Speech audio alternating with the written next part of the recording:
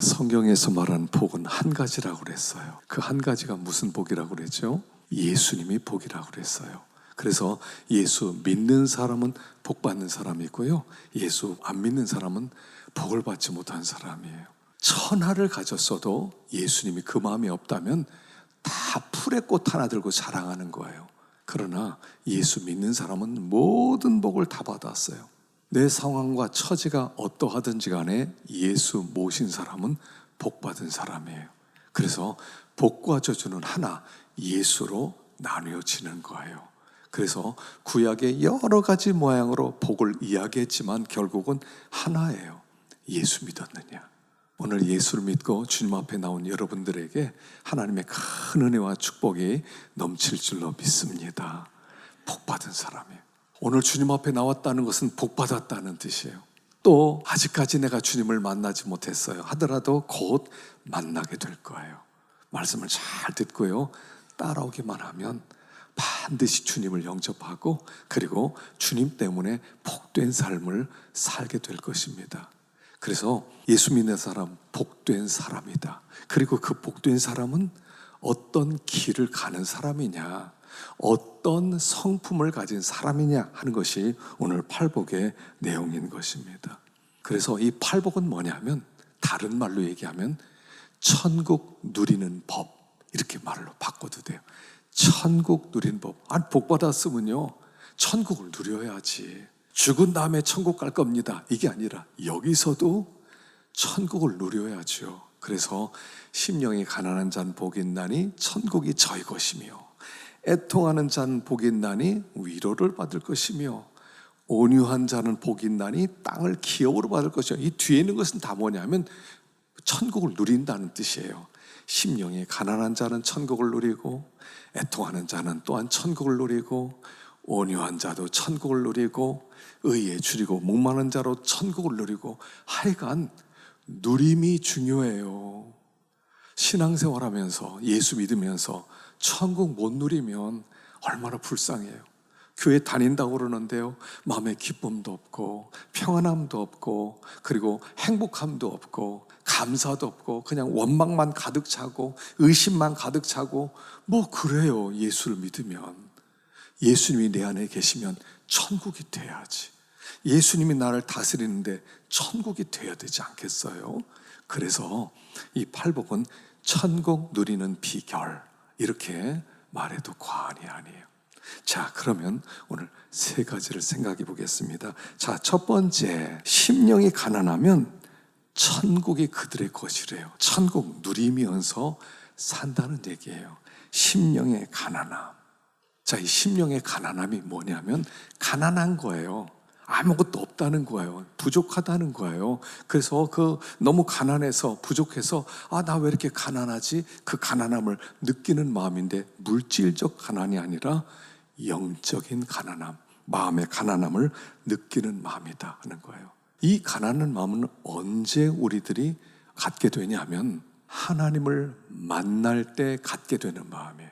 하나님 앞에 섰을 때 갖게 되는 마음이에요. 우리는요 제 잘난 맛에 살아가요.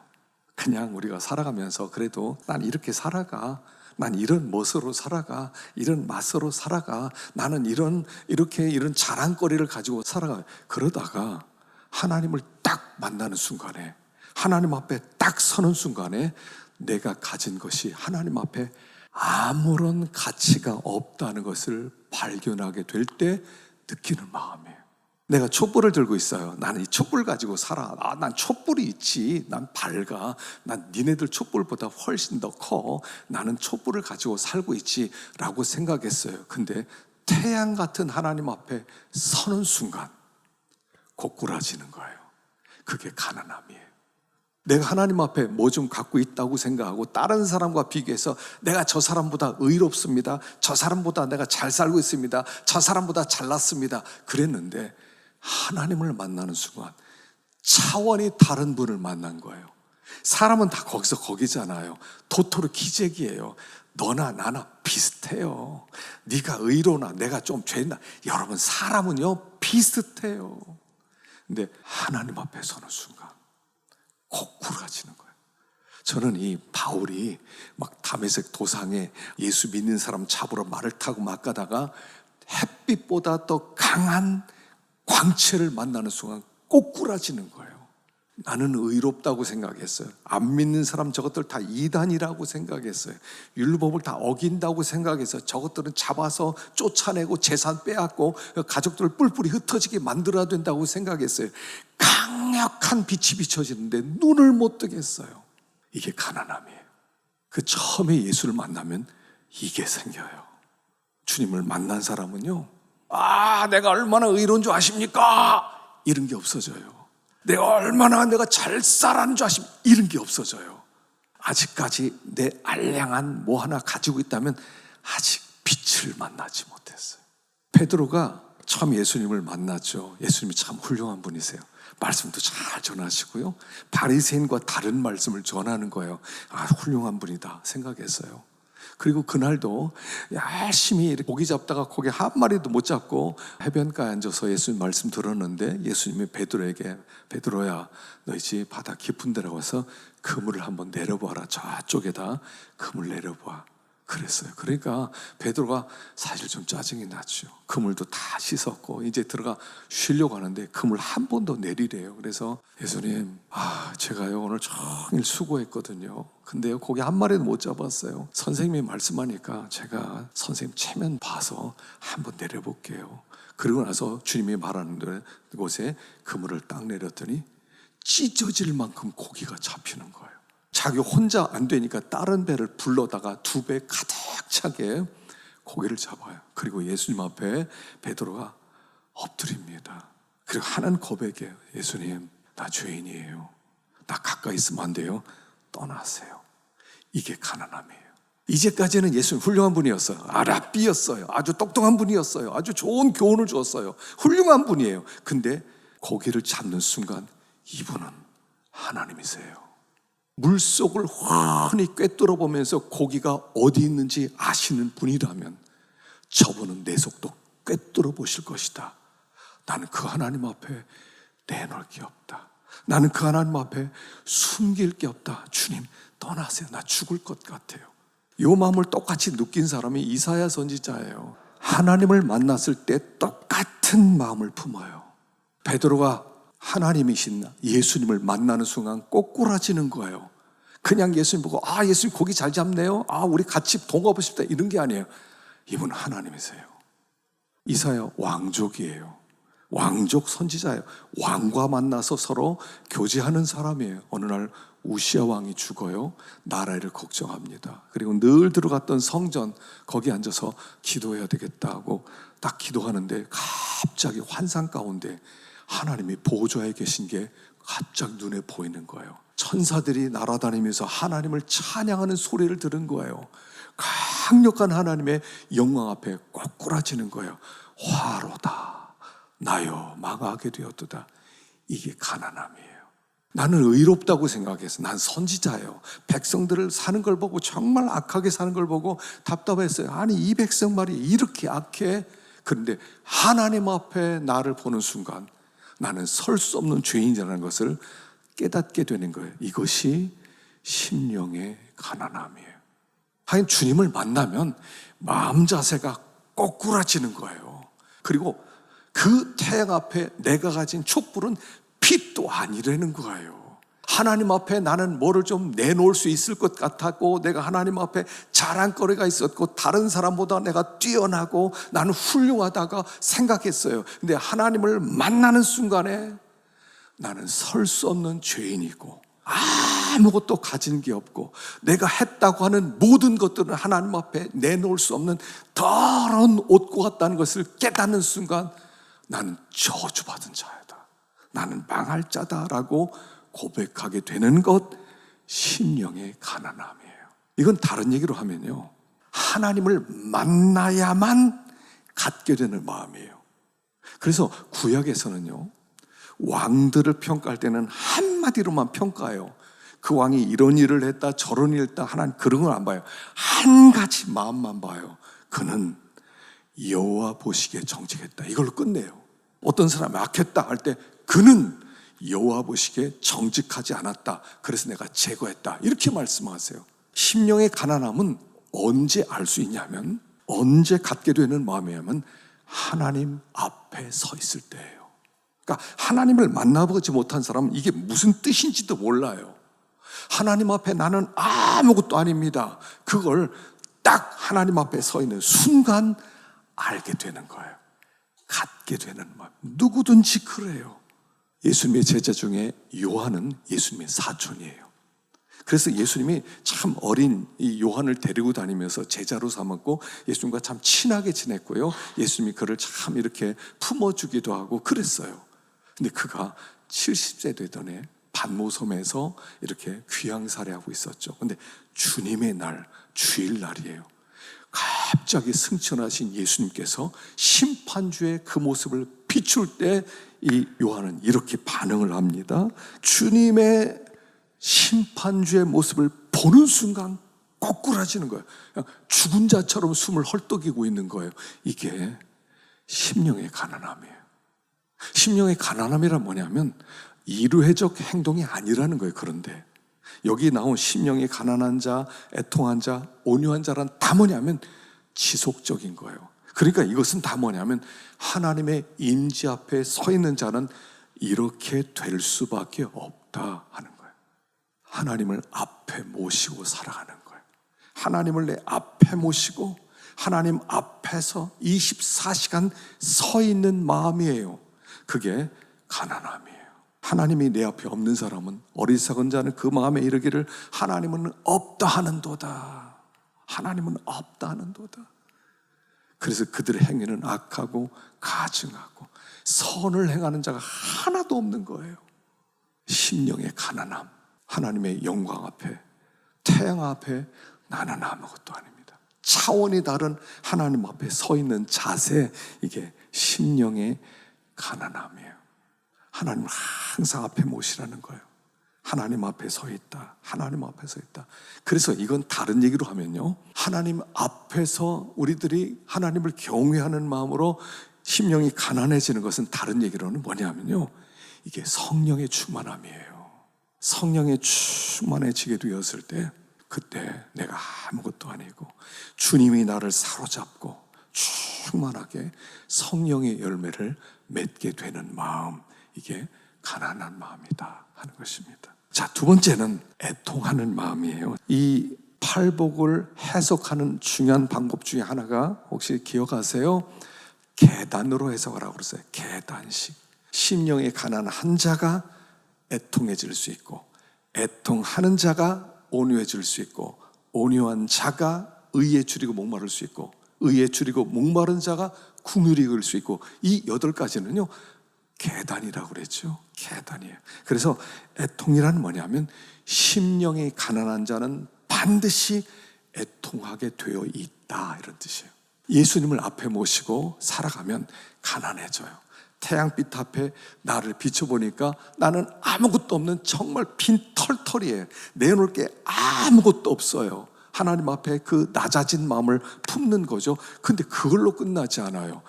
애통해요. 애통이란 뭐냐면 슬픔이란 뜻이죠. 애통하는 거야. 그러니까 내가 가장 사랑하는 사람이 죽었어요.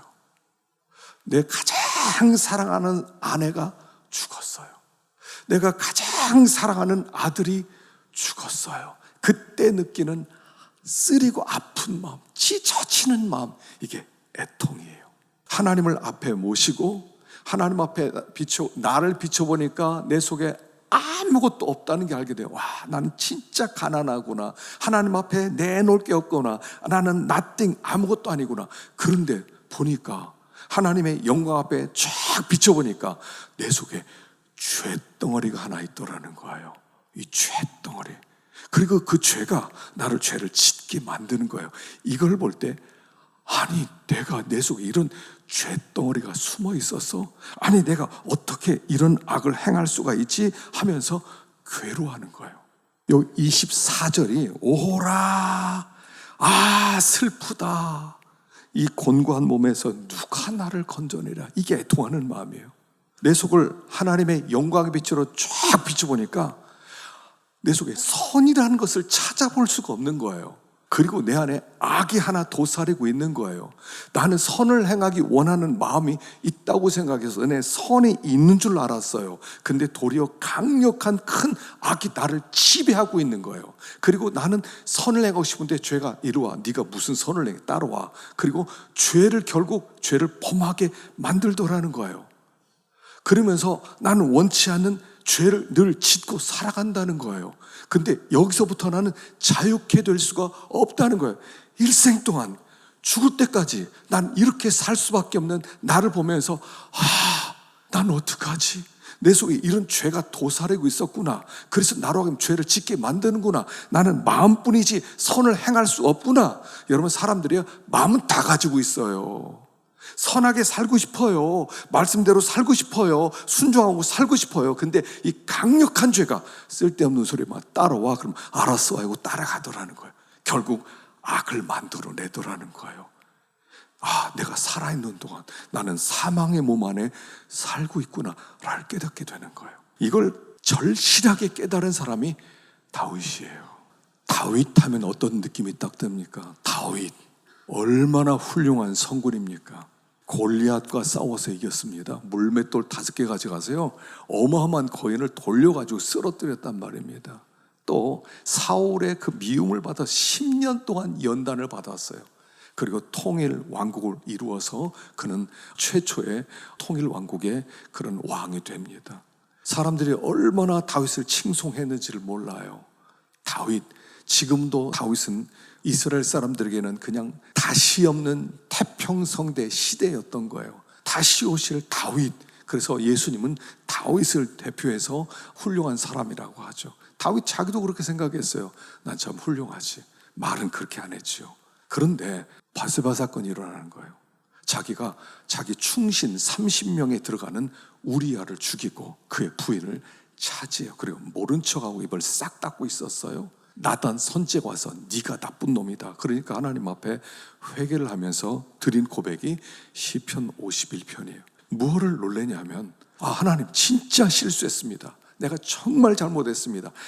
이 바세바 사건 때문에 내가 이거를 안 저질렀어야 되는데 어떻게 내가 이 사건을 저질렀는지 모르겠습니다. 진짜 하나님 진짜 용서해 주십시오. 다시는 그렇게 안 하겠습니다. 이게 아니에요. 자기의 바세바 사건을 보면서 뭐를 깨달아요? 하나님, 내 안에 어떻게 이런 악이 있었습니까? 아니, 내가 어떻게 바세바 충신을 죽이고 충신의 아내를 차지하는 이런 말도 안 되는 일을 할 수 있습니까? 하면서 자기를 돌아보니까 하나님, 내가 내 속을 들여다보니까 나는 엄마 뱃속에 태어날 때부터 죄인이었군요. 이렇게 고백하는 거예요. 죄 중에 탄생했어요. 내가 자기는 의로운 줄 알았어요. 근데 이 바세바 사건으로 말미암아 죄를 범해서 죄인이 된 게 아니라 죄인이 죄를 범했다는 고백을 하는 거예요. 나는 이 바세바 사건보다 더 악을 행할 수 있는 존재였군요 하면서 놀라는 거예요. 사람은 드러난 죄를 가지고 손가락질하거든요. 저거 나쁜 놈이야 저거. 근데 이 다윗은 뭘 알았어요? 그 죄를 짓게 만든 뿌리가 태어날 때부터 있었다는 거예요. 그리고 나는 이런 죄를 또 지을 수 있는 존재라는 것을 알고 놀라는 거예요. 그리고 상한 마음으로 하나님 앞에 나아가는 거예요. 여러분, 상한 마음은 뭐냐면 컵이 있다고 그러면 컵을 제가 여기서 던지면 산산조각 나듯이 마음이 산산조각 나는 거예요. 하나님, 내가 이 죄를 졌는데 하나님 또 이런 죄를 범할 가능성이 나에게 있군요. 이거예요. 하나님, 절대로 내가 다시는 절대로 죄를 안 짓겠습니다. 난 말을 못해요. 하나님, 내 속에 태어날 때부터 가지고 있는 이 죄가 바세바 사건을 만들어냈군요. 이건 내가 실수했다는 것이 아니라 내 안에는 이 악이 바세바 사건을 만들어낸 것이고, 그 다음에 또 무슨 악을 행할 수 있는지 모르는 거예요. 그러니까 찢어지는 마음으로 나오는 거예요. 이게 애통함이에요. 전 죄를 안 졌습니까? 그럼 복음이 필요 없어요. 가세요. 복음이 뭐예요? 내 속에는 이 악으로 말미암아 하나님 앞에 찢어지는 마음으로 죄를 지을 수밖에 없는 나, 메시아 아니면 예수 아니면 소망 없는 나, 그리고 하나님 앞에 아버지 오라 곤고한 사람이로다. 하나님 이거 어쩝니까 주님. 이렇게 나오는 게 애통이에요. 이런 사람은요 슬픈 거예요. 그러니까 어쩔 수 없어요. 난 죄 또 질 거예요. 이런 게 아니에요. 죄를 지을 수밖에 없는 내 모습을 보고 한탄하고 괴로워하고 하나님의 은혜를 구하는 마음이에요. 손가락질하지 마세요.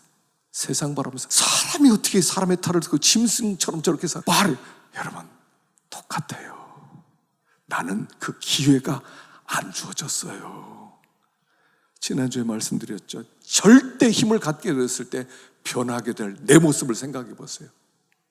절대 주권, 절대 힘, 엄청난 돈이 주어졌을 때, 엄청난 자리에 섰을 때 당신이 어떻게 될 거예요?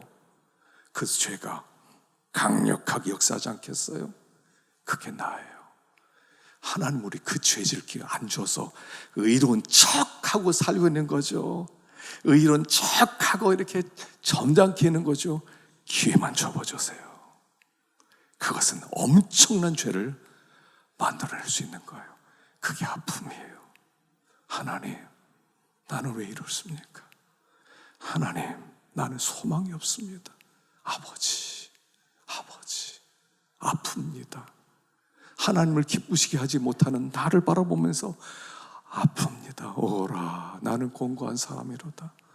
이 사망의 몸에서 누가 나를 건져내라, 이 마음 가지는 거예요. 이게 우리가 가는 길이라는 것이에요. 세 번째로 그 결과가 또 나와요. 심령이 가난한 자 아무것도 없습니다. 거기에 죄밖에 없습니다. 하나님 아파요. 그리고 나오는 결론은 뭐예요? 온유함밖에 없어요. 그 다음부터는요 내놓을 게 없어요. 사람들이 뭐라 하더라도 나를 뭐라고 방어하지를 않는다는 뜻이에요. 우리는요 방어 기제가 있어요. 누가 나에게 악플을 단다든가 누구에게 욕을 한다든가 뒤에서 험담을 한다든가 잠을 이루지 못해요. 분노에 사로잡힙니다. 절대로 그냥 두지 않지. 두고 보자, 내가 뒤집어 버린다. 이게 우리 속에 있어요. 왜 그래요? 아직도 나를 모르니까. 나를 알고 나면요 누가 뭐라고 너 이 나쁜 놈 같으니라 하더라도 그래 맞지, 저 사람 나를 잘 봤어, 나 나쁜 놈이야, 이렇게 인정하게 되는 거예요. 이게 온유함이에요. 그래서 이 온유한 마음을 가지고 났을 때 다윗이 변한 게 이 부분이 변하죠. 압살롬 반역 사건이 일어나죠. 다윗의 아들 압살롬이 쿠데타를 일으킵니다. 사람들의 마음을 다 도둑질해서 자기 편으로 만습니다. 그리고 나서 다윗을 죽이기 위해서 쫓아옵니다. 다윗이 얼마나 다급했는지 신발도 신지 못하고 도망쳤다고 그랬어요. 다윗에게 속한 일부 백성들과 그의 용사들이 따라옵니다. 한참 도망치는데 베냐민 족속 중에 하나 시므이라는 사람이 쫓아오면서 돌을 던지기 시작. 네가 피 흘리더니, 네가 사울왕 죽이고 네가 왕 되더니 봐라, 하나님 너를 심판했다. 너는 이렇게 돼서 네 아들에게 죽는 게 마땅하다. 그리고 돌로 치고 그러는 거예요. 옆에 있는 사람이 얼마나 화가 나겠습니까? 그래도 임금님인데. 그래서 임금님 잠깐 기다려주세요. 제가 죽이고 오겠습니다. 그러니까 그만둬. 하나님이 그를 통해 나 욕하라고 한 거야. 나 저런 욕 들어? 마땅해. 다 맞아. 난 그렇게 악한 사람이야. 이게 온유함이에요. 애통함의 결론은 온유함으로 나타나는 거예요. 내 정체를 알면 방어하지 않는다는 거예요. 방어하는 이유는 네가 말한 욕보다 난 더 훌륭한 사람이야. 난 훨씬 더 똑똑해. 나는 훨씬 더 거룩해. 그래서 나오는 거거든요. 정체를 알면 겸손해진다는 거예요. 온유해지는 거예요. 근데 그것은 애통할 때만 나오는 거예요. 애통해서 하나님 앞에 서서 하나님 앞에 나를 자꾸 들여다보니까 내놓을 게 하나도 없고 죄밖에 생각나지 않아요. 일생 동안 여러분들이 지으신 죄를 한번 써보신 적 있으세요? 한 번 써봤거든요. 더 이상 못 쓰겠더라고요. 기도할 때 제가 항상 그걸 가지고 먼저 기도합니다. 하나님, 저는 이런 사람. 자신감을 잃어버려요. 아무것도 아니구나. 참 이게요, 애통한 자리를 잃어버리기 때문에 항상 자기를 방어하려고 그러거든요. 내가 누군 줄 알아? 나를 네가 이렇게 욕해? 내가 그냥 두지 않겠어? 그 시험 들어요. 마음이 약한 거예요. 내가 누군데가 없어져요. 은혜 받으면 내가 누군데가 없어져요. 심령이 가난하고 애통하고 온유하고 얼마나 멋있어요. 이게 안 되더란 말이에요. 이게 우리 아픔이죠. 우리 주님은 거기로 세우기를 원하세요. 그래서 심령이 가난하고 애통하고 온유하고, 그러면 나는 어떻게 되겠어요? 사람들이 나에게 온갖 비난을 당하고 온갖 욕을 하고 완전히 그냥 만신창이가 돼요. 사람들이 나를 짓밟을 거예요. 짓밟히는 거예요. 그러면 거기에서 무슨 일이 벌어져요? 하나님이 높아지는 거예요. 왜 하나님이 안 높아져요? 자꾸 내가 살았어서 그래요. 나를 이렇게 대하면 안 되지. 나는 적어도 이런 사람이야. 이러니까 하나님이 영광을 못 받아요. 예수님은 그냥 죽었어요. 주님이 욕 다 받았어요. 이건 주님이 가신 길을 보여주는 거예요. 욕 다 먹고요, 수치 다 당했고요, 뺨때기 맞고요, 뭐 채찍 맞고요, 맞을 거 다 맞았어요. 오해 다 입었어요. 그런 아주 나쁜 사람이라고, 하나님을 저주한 사람이라고 욕을 다 먹었어요. 그랬더니 그가 죽었을 때 하나님이 높아졌어요. 여러분, 이 팔복의 결론은요 한 가지예요. 하나님이 높임을 받는 거예요. 자꾸 내가 살아있으니까 우리는 항상 24시간 나 24시간 나만 생각해. 나 영광 받아야 돼. 난 높아져야 돼. 나 무시하면 안 돼. 나 하나님이 어떻게 돼요? 하나님이 짓밟히는 거예요. 나 드러내고 하나님이 짓밟혀지고, 그러나 내가 죽고 낮아지고 하나님이 영광 앞에 설 때 나는 죽고 주님은 살아나고, 이게 우리가 가는 길이에요. 낮아지세요. 괜찮아요. 그렇다고 낮아져요? 하나님이 안 그러세요. 하나님이 낮추면 높이신다고 그랬어요. 높이신다고 그랬다고요. 사람들의 욕이 나에게 욕으로 돌아가는 게 아니에요. 나에게 저주를 하면 저주가 그에게 돌아간다는 거예요. 그냥 낮아지시고, 이번 명절에도 행복한 명절, 화목한 명절, 승리하는 명절 되기를 축원합니다. 기도하겠습니다.